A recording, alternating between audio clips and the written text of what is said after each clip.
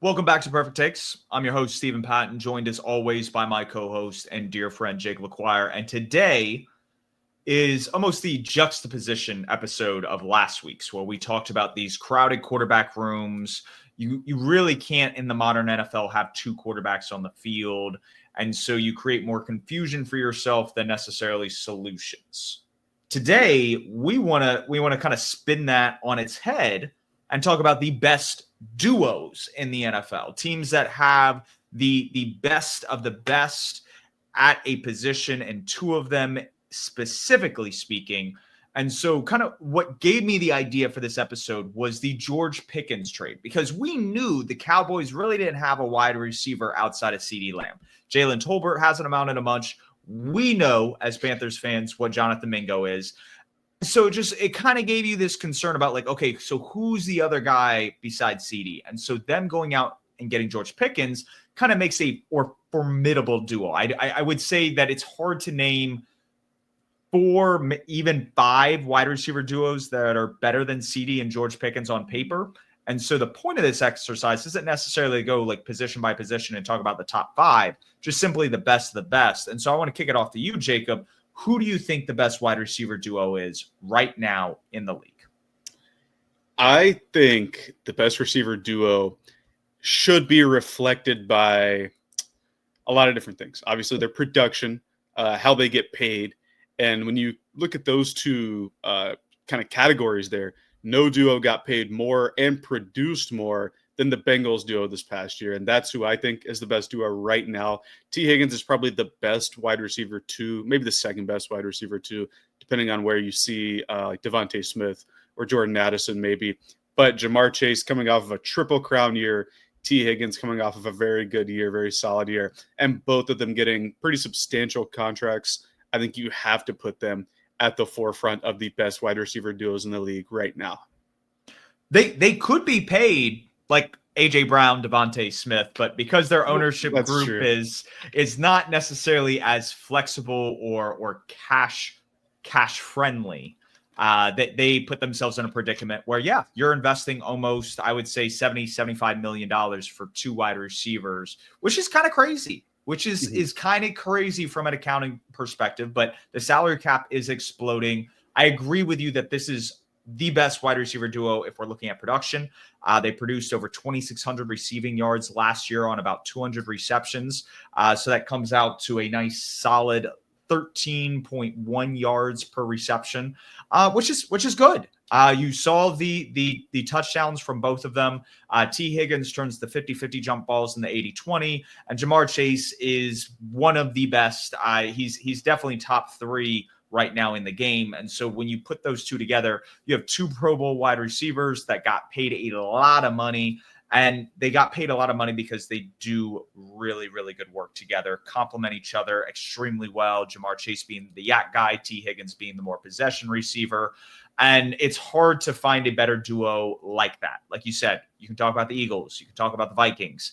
Heck, I think the other thing we can look at with kind of this discussion is who could take that mantle moving forward. And so the Jaguars just drafted arguably, I think Odell Beckham 2.0 and Travis Hunter, with just how twitchy he is. And you pair that with a guy like Brian Thomas Jr., 2-3 years from now, that may be the duo we're talking about. And I think Liam Cohen is very smart getting ahead of that and building that wide receiver duo for his franchise quarterback in Trevor Lawrence. So moving on from wide receivers, we agree on that, despite there being a lot of talent, a lot of good duos across the NFL. Do we have a disagreement when it comes to running backs? I doubt it. I think this one's pretty straightforward. I think the Detroit Lions have the best duo right now. Jahmyr Gibbs, to me, is probably the second best running back in the league right now, right behind the year Saquon had. And then David Montgomery is a perfect complement to him. I think the thing about the Bengals receivers is that not only are they super good, they complement each other. Like you're saying, Jamar Chase is probably the best yak guy in the league, and T. Higgins is a good jump ball winner. Having both of those guys really helps. When you have a running back duo like the Lions with Jahmyr Gibbs, who can take anything to the house, really elusive, good pass catcher as well, and then David Montgomery, who can take the brunt of the hits and still run through people, you can see how effective it is. I mean, even with Montgomery missing time this year, when they're together and at full strength, the Lions running game is unstoppable. It has been the past couple years. I think that there's another team that could contend for second, but I think that as far as the best duo goes, it has to be the Detroit Lions.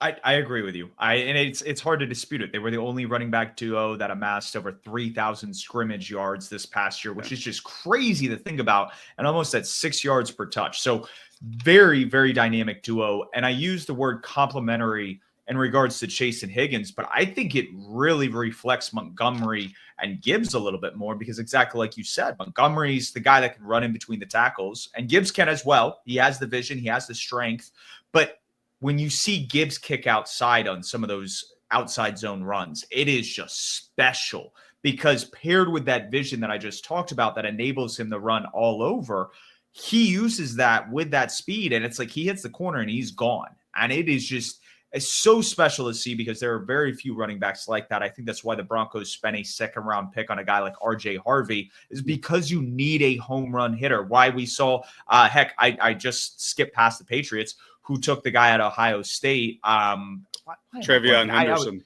There we go. I blank out on some of these prospects' names, even though we just talked about them 2 months ago. But that's why a lot of these NFL teams are looking for a running back like that, because that's a home run waiting to happen, and they are the best.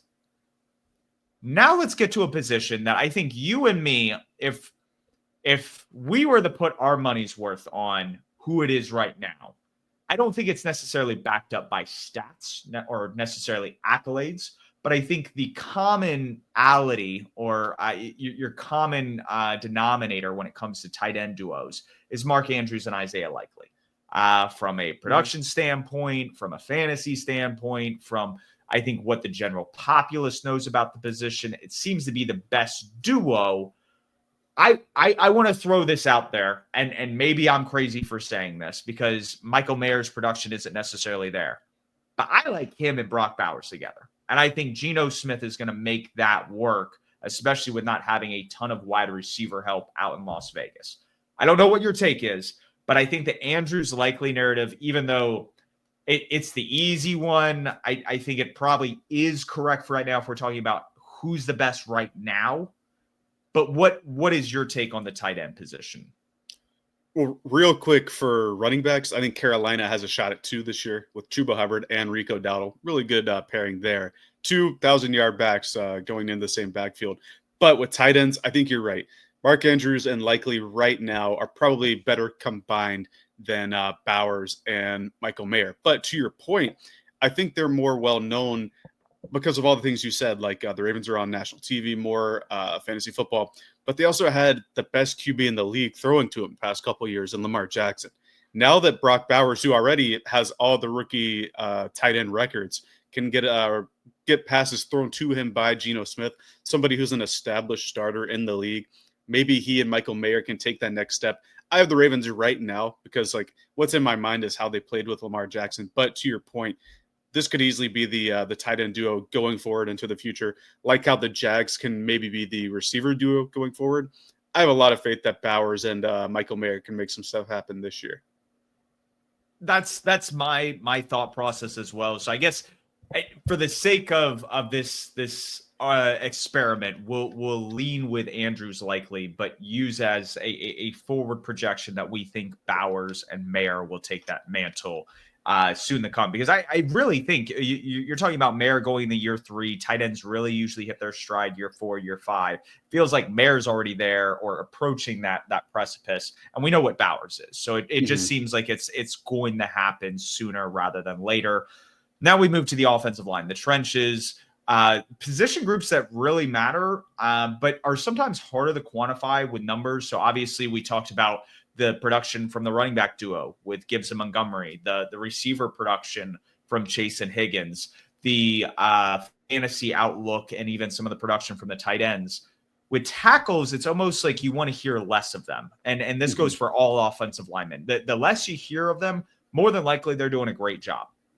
In the case of the Eagles offensive tackle group with Jordan Mailata and Lane Johnson, they allowed all of last year 11 total pressures and 1 sack. Jordan Mailata allowed 7 of those pressures and the sack. Lane Johnson allowed 4 pressures and 0 sacks. Like, that's insane. And I understand the Eagles ran the ball a lot more, forced kind of like the edge presence to kind of monitor both run and pass. And that keeps you honest as a defense. But the fact of the matter is, this team dropped back to pass a lot because they still had guys like A.J. Brown, Devontae Smith, Dallas Goedert they needed a feed. And they were still able to keep the pocket clean for Jalen Hurts. I think a good way to look at the tackles is look at the running production, the rushing production from that team, especially teams that have guys that can get to the outside. And the two best running backs from last year, like we talked about, Saquon Barkley, the Eagles tackle duo, Jahmyr Gibbs, the Lions tackle duo. So where you're with the Eagles, I think I'm going to go with the Lions tackle duo. I think Penei Sewell is the best player out of those four guys. And while Taylor Decker is still, he's getting up there in age, he's not as old as Lane Johnson is. So I think I'm going to take the youth and upside of Penei Sewell. I mean, Penei Sewell was outstanding last year. They should have had that O-line award that they're bringing in, which is super cool, by the way. They should have had that in the league for the last 10 years. Penei Sewell would have won that this year, in my opinion. And I think that if you can have maybe a little bit more of a younger O-line or tackle duo, I should say, and somebody that I think has the most upside out of all the tackles in the league, I think that's where I'm going to consider the Lions to have the better tackle duo. I think a sneaky one as well could be the Buccaneers. I really like what Tristan Wirfs was able to do, and I think it's Goedeke is how you say his last name, Luke Goedeke. I think he's really taking steps on the right side. He's not there yet, but I think if he takes another step, the Bucs tackle duo could be one that we consider in a couple of years down the line. They could be up there. I feel like the Chargers with Joe Alt that's a good one. Slater could be really, really good on that front. The issue is, like, I'll throw out another one. You have like the Seahawks, but the issue with like Cross and Lucas, they can't stay healthy. So it's just so many different dynamics where there are good tackle duos across the NFL, but what of the young tackles will take that next step? It's kind of hard to project that. Taylor Decker, he is a little bit older for me. I don't think he's nearly as good as the two Eagles tackles. And so for me, that's the disparity. I think just the way the Eagles offensive line plays as a cohesive unit and how much they ask those tackles to be on islands just is a huge testament to who they are. I don't think you can go wrong with either of the answers that we had here.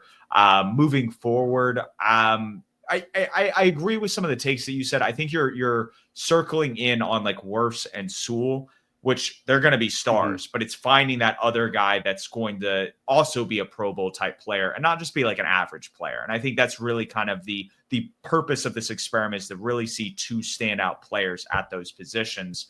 And so we go from the offensive tackle position and we move just inside by position, and we're looking at elite guard duos. For me, and I went back and forth, PFF had in 2024 Zach Martin and Tyler Smith as the highest rated guard duo. And if Zach Martin was still in the NFL, I would say that duo would be it. And so if we're talking about future projections, I love Tyler Smith, Tyler Booker together in Dallas and what they're building in the trenches there. But if we're talking about current presence, and I'm still torn. The reason why I'm like almost buying time is I'm still not fully decided. But I think I got to stay in division for the Carolina Panthers, and that's with the Atlanta Falcons. I think Chris Lindstrom and Matthew Bergeron pair one of the better guard duos, and we saw that with the lanes that were paid for Bijan Robinson and Tyler Algier all of last year. And I think those two are a huge part of it. And like you said just a little bit ago, when we're looking at offensive line, a lot of times what's going on in the trenches sometimes is one of the bigger indicators of how well they're performing.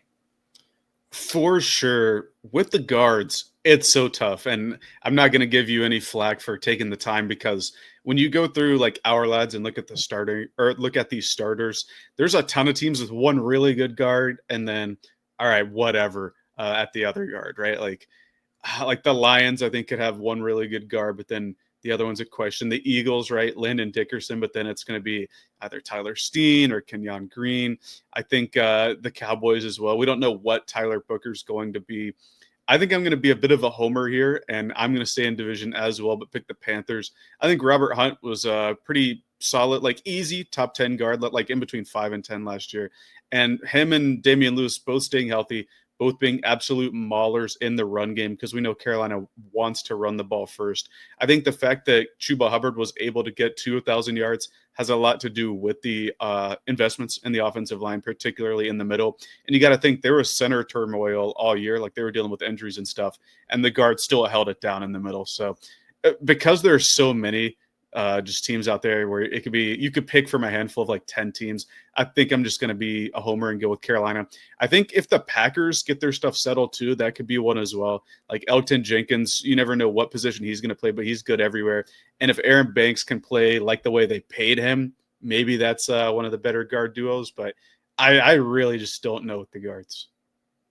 The issue is like when you bring up a team like the Packers, I don't think we even really know who their like starting five are going to be, because you have Jordan Morgan, who they drafted last year at Arizona, who I think missed most last year with injury. But it's like, does he play tackle? Does he slide in the guard? And it's like, if he's sliding in the guard and you have Elton Jenkins, then you probably don't even need Aaron Banks for the money you paid him. And who you paid almost $80 million. Yeah, that becomes its own mess. So I'm assuming Aaron Banks will start, but it just creates this almost good problem for you when you have some of these players that can kind of fill in at different positions. But like you said, it makes it murky for us as analysts looking in of going, okay, so how good are these units in particular? So this was probably the hardest one, I will say, out of all the positions. And again, I think it goes back to the fact that we don't have like a good measuring stick for this position on a general standpoint. There are obviously film grades and other offensive line measurements, but individual scores to kind of give you an idea of how good this player is outside of all pros and Pro Bowls. It's really lacking. It is really, really lacking. But to go on the defense, real quick, one thing I'll say with a position like that, I think contract value reflects that, because people in the NFL are much smarter than we are, much smarter than the average film person.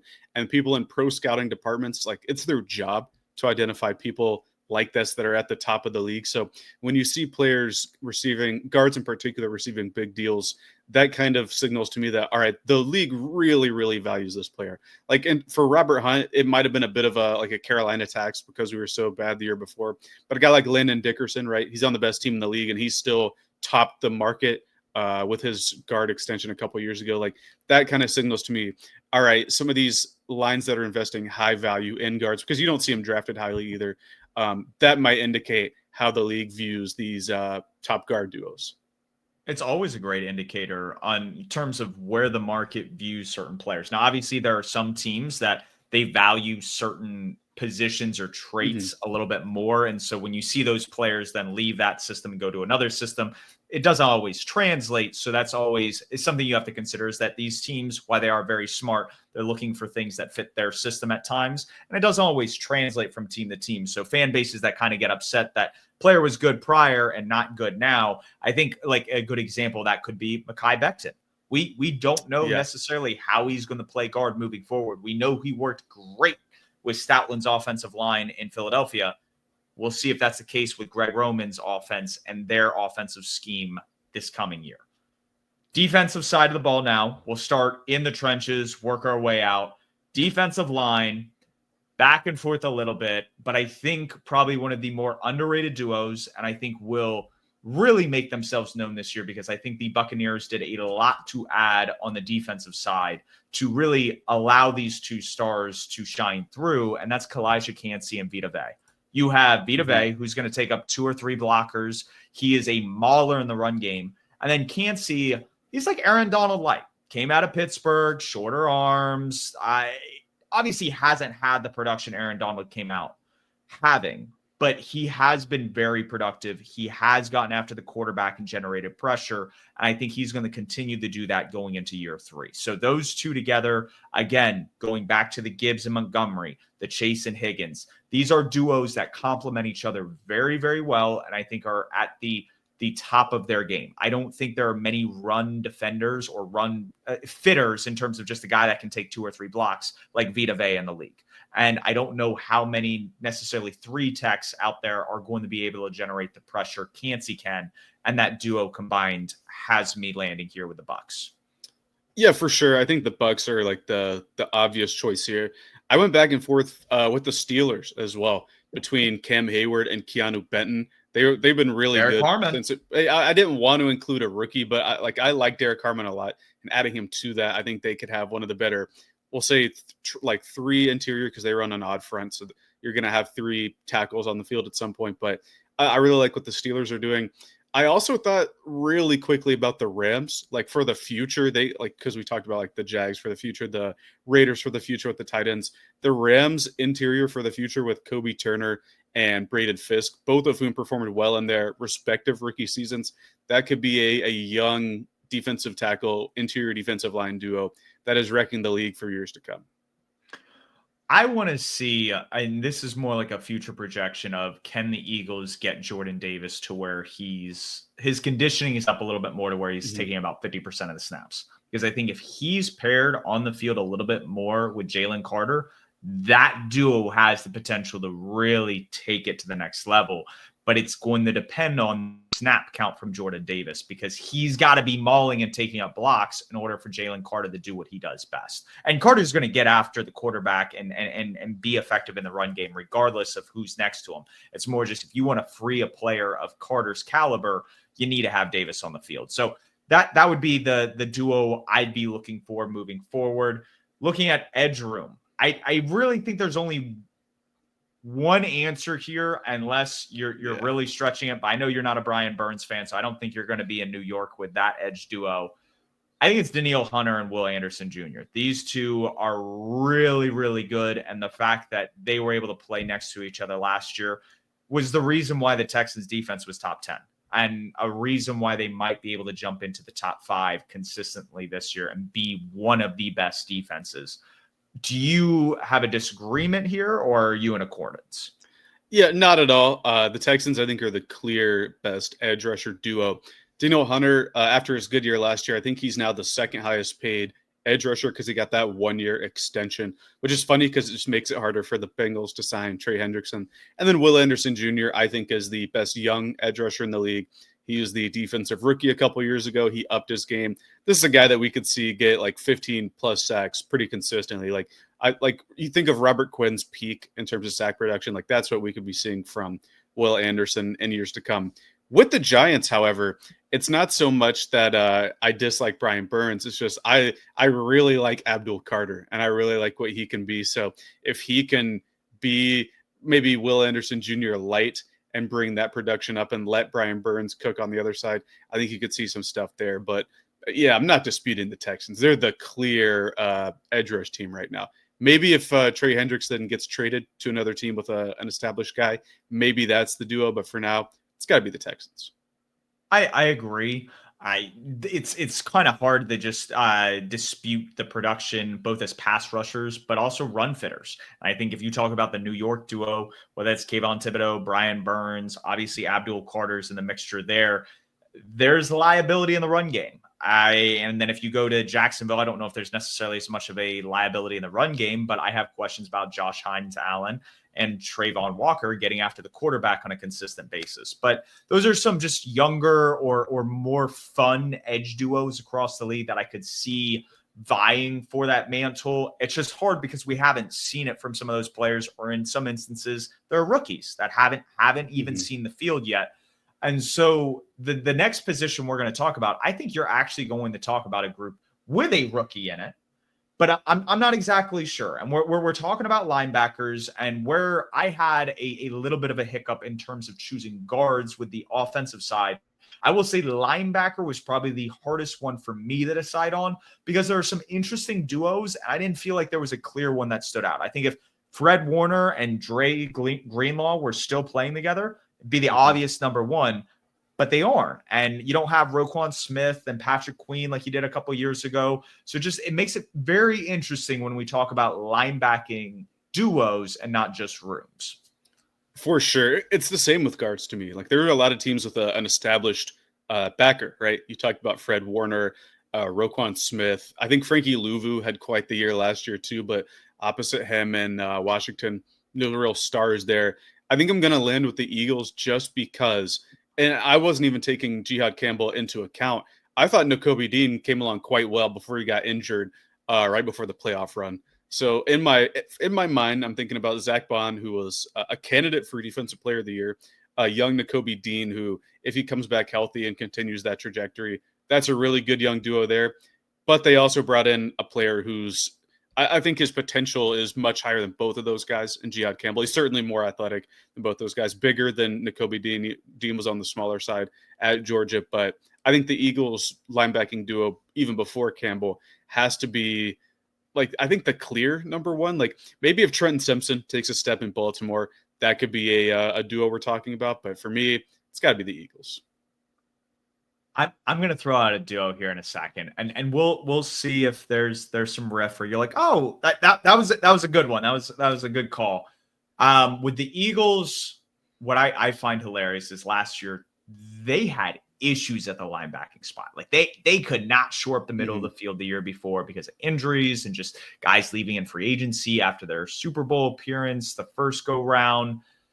And so they bunch of guys, they draft a couple guys, they hope Nakobe Dean pans out in year 2, and that works out. But it was Devin White got more money than Zach Bond. Zach Bond was a backup linebacker for the Saints. He got his shot. It was kind of like the Trey Hendrickson arc almost, where people knew Trey Hendrickson was good, but he finally got a shot. They didn't know he was that good. Yeah. And that's what's coming out kind of with Zach Bond. And I think he's a really special player. Like you said, Jihad Campbell, I think he's going to come back from that labrum shoulder injury and he's going to be lights out. And that duo together in Vic Fangio's defense is, like you said, Nakobe Dean's in there too. You feel really confident about that group. The duo that I think right now, not projecting with Jihad Campbell or if Nakobe Dean's going to be fully what we saw last year coming off the injury, I think right now Matt Milano and Terrell Bernard in Buffalo is the best linebacking duo. And the reason why I say that is because I think when it comes to covering, the Bills don't ask, or the Bills are one of the teams that ask the most out of their linebackers in coverage compared to other teams across the NFL. We knew this with Sean McDermott going back to the days with Luke Kuechly and Thomas Davis, and that hasn't changed in Buffalo. And so what they're asked to do, how well they play, and then the drop-off of play on defense when those guys are out of the lineup, I think just speaks volumes to the value that's added that isn't really discussed as much. And both are paid. Both have their accolades in terms of Pro Bowls and All-Pro nods, but I think they just get overlooked because it's not necessarily as flashy as some other linebacking duos we've seen in years gone by. No, I had the Bills considered on my list. For me, Matt Milano has been injured quite a bit the past couple of years. He's also getting up there in age. I don't think he was playing close to what his prime was this past year. And while they did re-sign him, I think it was a 1-year deal this offseason. Terrell Bernard got a favorable extension on his part, but I think Milano's drop-off in play is what took him out of the running for me. But I think if there's any linebacker 2, so to speak, in the league that is up there like leading the linebacker 2 discussion, it's Terrell Bernard. He's very multiple. He's kind of, I think he's, how do I say? I think he's a more multiple version of what Frankie Louvu can do, because Louvu's, good run fitter, good blitzer.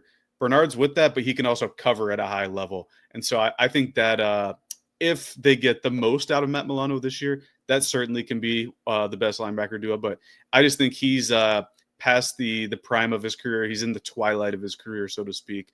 And that's why they ultimately weren't the duo for me. What's funny to me is a couple of years ago, and I thought this would be the duo that would kind of be breaking out right around now, Alex Anzalone and Jack Campbell. Didn't work out with the Detroit Lions. It was kind of like the Devin Lloyd, Chad Muma draft we saw a couple of years ago. We were pretty excited about that because you have an uber athletic linebacker, then somebody that's a little bit better in pass coverage, and you're hoping that the defensive coordinator will find a way to blend that, and it just hasn't really panned out. So not really a young duo that has caught my eye at the moment. I think the Jihad Campbell, Zach Bond could be special for a 3-4 year period, and I'm excited to see where it blossoms and goes. The next position with cornerback, I am banking on the prowess that Aaron Glenn provides as a coach, especially to the secondary. We saw him work wonders with backups in Detroit, and it didn't matter who played cornerback. They found a way to shut down opposing offenses. He's in New York. He already has Sauce Gardner. You have a veteran that you can rely on, and Brandon Stevens on the other side. But the guy that I want to bring up that I think really has the ability to shine and blossom is rookie Ezra Thomas out of FSU. I think him and Sauce can be that 1-2. And going back to Aaron Glenn and just what he was able to do with cornerbacks and secondary pieces last year, I think that tandem is going to be talked about as the best one. Now, this is me jumping the gun a little bit and probably should save this for the cornerback duo I see taking that mantle. Is there a cornerback duo right now that you think is currently better? Because this was a position where it's just I looked across the league and it's like, well, this team has a really good corner or a really good cornerback room, but it wasn't like two guys that like stood out like Darrelle Revis and Antonio Cromartie like 10 years ago. And like that's forever going to be like, I think if we're talking about Mount Rushmore of like cornerback duos, I think they take the mantle outside of either some Seahawk duos or like 49ers of like days gone by in like the 80s, 90s. Yeah, or Champ Bailey and whoever was beside him. Like that. Yeah. That's how or good Steelers, it was. Yeah, like you have to like go to some special units to even get to like a cornerback duo of that caliber. Yeah, I actually have two that I think are ahead of this Jets team. Just off the top, like these were the two I was considering. If I like searched hard enough, I might find a couple more. But the one that I'm gonna pick for this list is the Ravens. Marlon Humphrey was an All-Pro last year, and Nate Wiggins was a really, really good rookie. So I can see them taking the step this year. And then the Denver Broncos. I think Pat Surtain's far and away the best corner in the league. I also think Riley Moss isn't a bad corner too. But if we're considering rookies as well, Jahdae Barron was drafted with a top 20 pick, and he's a very multiple back-end player. And if they line him up more on the outside, and that's where he's primarily going to play, I think that's the best, both like for the future and right now, corner duo in the league. But I want the Ravens just because the production they had this past year, I thought was really, really good. And I can't imagine Marlon Humphrey takes a huge step back given what he did last year. He is kind of spotty, though. Like, before this past year, it looked like he was winding down with his career, but he really shined. Maybe the new it's not the new defense, but the new coaching in the defensive room sparked something in him, or maybe having Nate Wiggins helped him out a ton.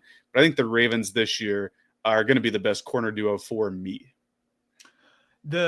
Another duo I'll throw out there, I think Cooper DeJean and Quinyon Mitchell, they're very similar to a duo that you just talked about with kind of I would even say the Baltimore Ravens, and then even what you were alluding to with the Broncos, is that you have like Nate Wiggins, Jahdae Barron, and I think Nate Wiggins will play more of an outside cornerback role, but they have that like slot corner build.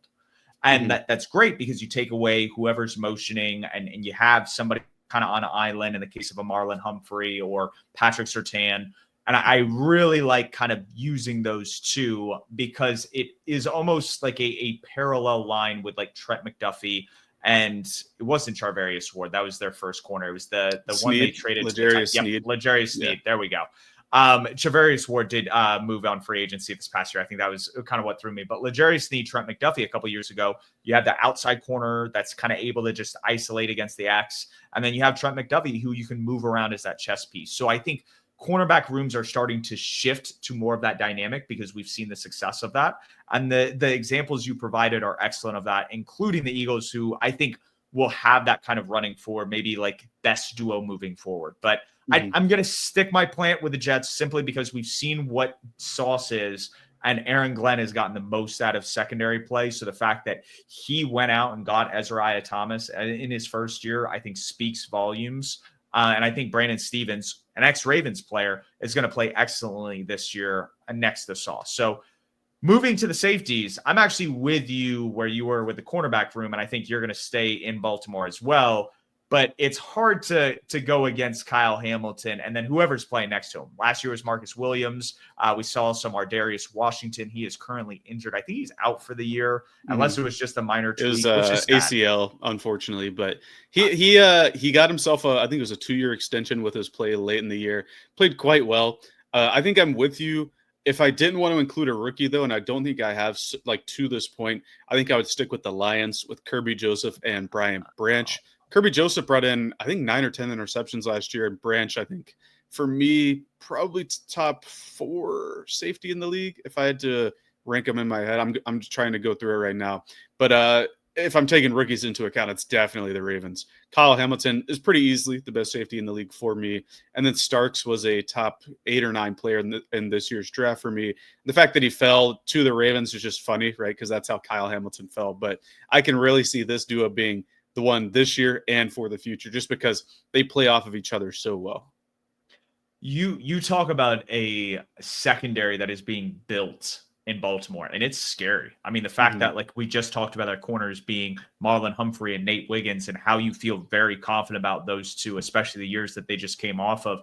And then that's your safety duo. Like, Malachi Starks isn't going to be forced into this role that feels unnatural, which Georgia had him in last year. I think we're going to see a lot more of the freshman and sophomore Malachi Starks, and you pair that with Kyle Hamilton, and it's just like, this defense will be able to do any and everything they want to.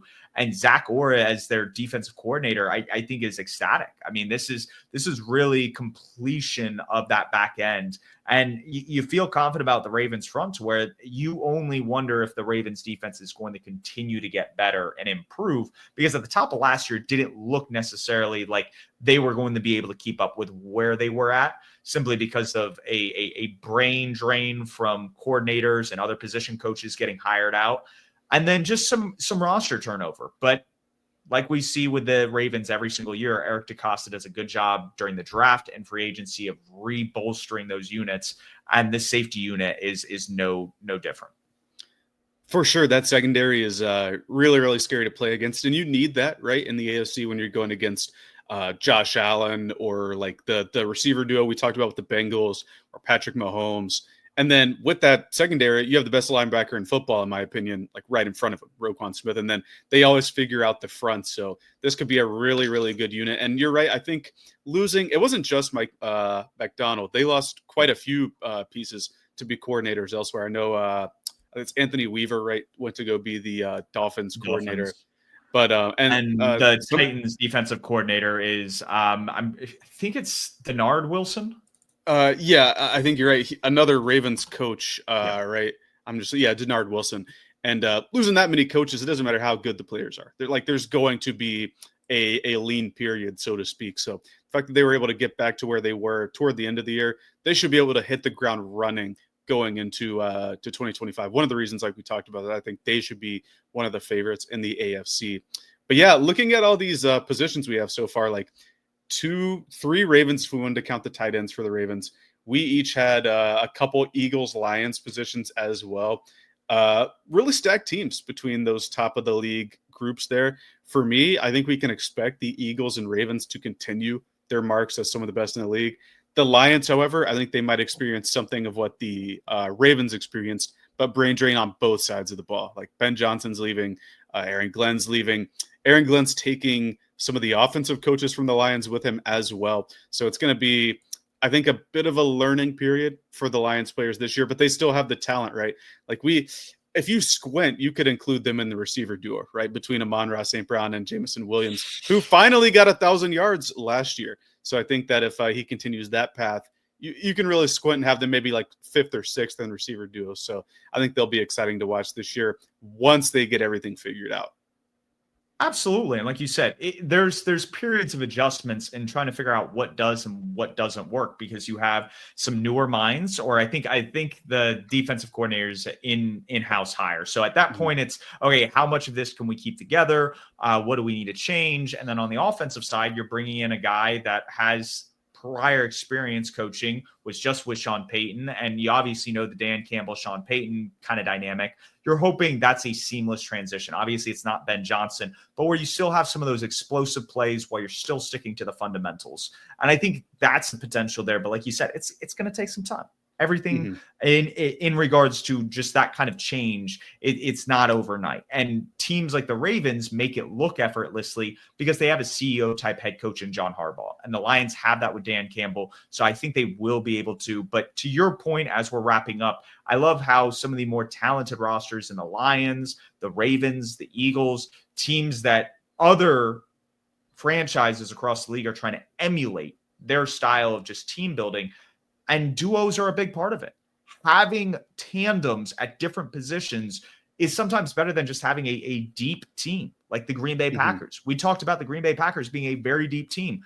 We did not bring them up when we talked about duos because they don't have those kind of difference makers. So again, you can't just have those star players because you end up like the Bengals where you're kind of outside looking in on the playoffs, and you can't be just this well-rounded team because then you're like the Packers and you're not able to advance past teams like the Eagles or the 49ers that have that star talent. So you need a mixture. And in the case of some of the teams that we've talked about, they do a really good job at finding those difference makers. So we'll catch you guys next Tuesday. We'll either be doing another Mount Rushmore episode.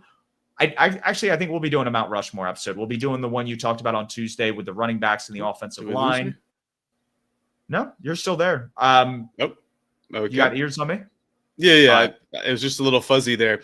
Do you have a take that you want to fire off? That is right. Yeah. You're trying to slide past it, but I'll go first since you're still formulating.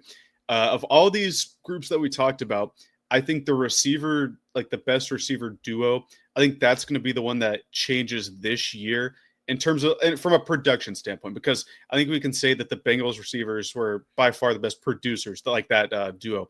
I think we're going to see, and I'm kind of copping out. I'm going to choose between two groups here, but I think either the I almost said Ravens, either the Eagles duo between AJ Brown and Devontae Smith will have that.